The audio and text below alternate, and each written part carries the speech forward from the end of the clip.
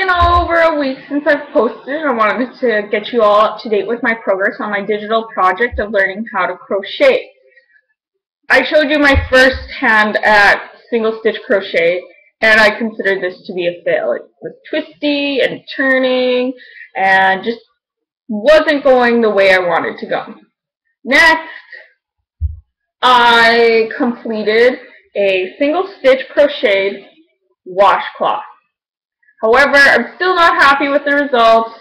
It's a little bit longer where it shouldn't be, kind of didn't finish nicely on the end, and it's a little bit slanted. And I didn't really understand why it was going so well, and I spent probably 2 to 3 hours on this washcloth. I'm kind of embarrassed to admit that. However, I think I'm starting to get the hang of it. I sat down with my Auntie O, and she showed me more so the techniques and how I could get better. Basically, it was all in how I was holding the crochet needle and my yarn. I was either holding it too tight or too loose, so it got the effect of it being slanted and not straight. And I was using my hands too much, and I just needed to work with the needle, pulling it in and out. So sitting down with somebody face to face was really helpful. I mean, YouTube is great, but sometimes YouTube can't let you know what you're doing wrong. So I was very grateful to sit down with her and get some more advice. And in the meantime, I was able to make something for my daughter with a little bit more success. I made her a ear warmer headband for fall or winter.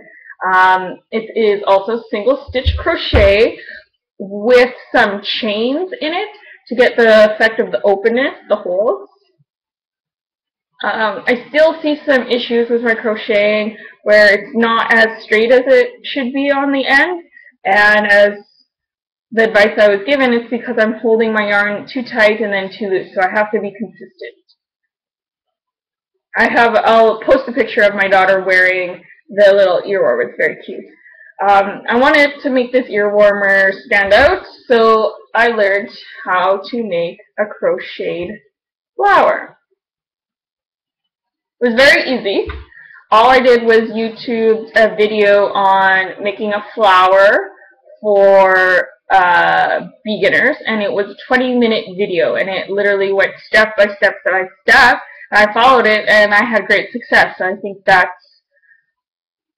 is kind of how I like to learn. It's a little bit slower, and yeah, I'm going to attach it here to the headband, and then I'll post the final product after.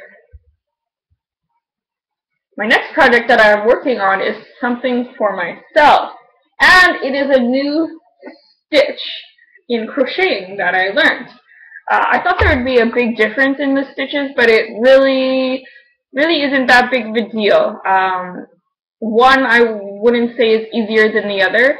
I am working on a double half crochet stitch, and basically it's the same technique as the single stitch. You just have to wrap your yarn around a few more times than the single stitch, so you got to pay attention and do a little bit more counting to make sure that you keep going. So I purchased a larger crochet hook. This is a size Q. It's very big, but I'm finding it really easy to use, and it's going to get the effect of a bigger, chunkier knot. So here is what I have started so far. I am going to be making an infinity scarf with this big, chunky black wool. I am using a different stitch of crochet. Like I said, still easy. My crocheting is getting a lot straighter, but I do have a little bit of areas where it's pulling, so that is indicating to me that I didn't hold my yarn quite correctly, so I got to keep working on that. So eventually it's going to be a scarf that I could put around nice and warm for the winter. I'm even getting requests for people to start making them things. So I guess get your orders in quickly, and I hope I can perfect this crocheting thing. I'm really enjoying it. Thanks for watching.